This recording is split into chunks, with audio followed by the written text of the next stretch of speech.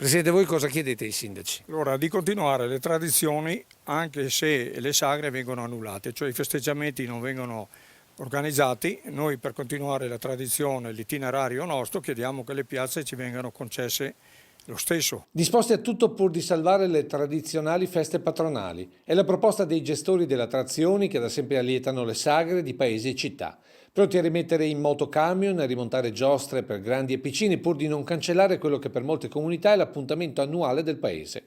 È chiaro il presidente veneto dell'associazione quando sottolinea che il ritorno ad una socialità nel rispetto delle regole sanitarie è per certi versi un modo di sconfiggere il contagio. Gestori di spettacoli viaggianti che sono pronti a incontrare le autorità e i responsabili delle USL per stabilire le regole di gestione sicura delle attrazioni. Bisognerà creare dei tavoli in modo da poter concordare con i tecnici magari delle commissioni varie e partecipare anche noi con dei rappresentanti di categoria affiancati con dei tecnici sia per la sicurezza e anche per l'ULSS, in modo da avere una sicurezza sia per noi gestori e anche per gli utenti. Alcune attrazioni sarebbero già predisposte a delle veloci autorizzazioni. Giostre per bambini, trenini, jumping, che possono per la loro composizione essere installate in sicurezza, non avendo problemi per montarle.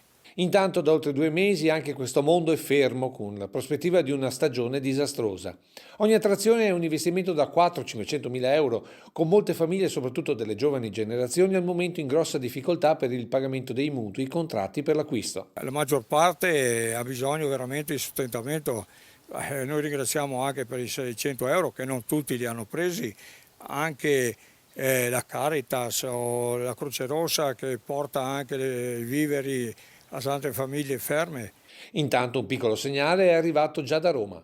Il ministro Franceschini ha deliberato anche un contributo per lo spettacolo viaggiante e altrettanto spero che faccia anche il Veneto. Il presidente Zaia, gli assessori vari, di vedere un po' anche la nostra situazione e darci una mano per installare le giostre un'altra volta.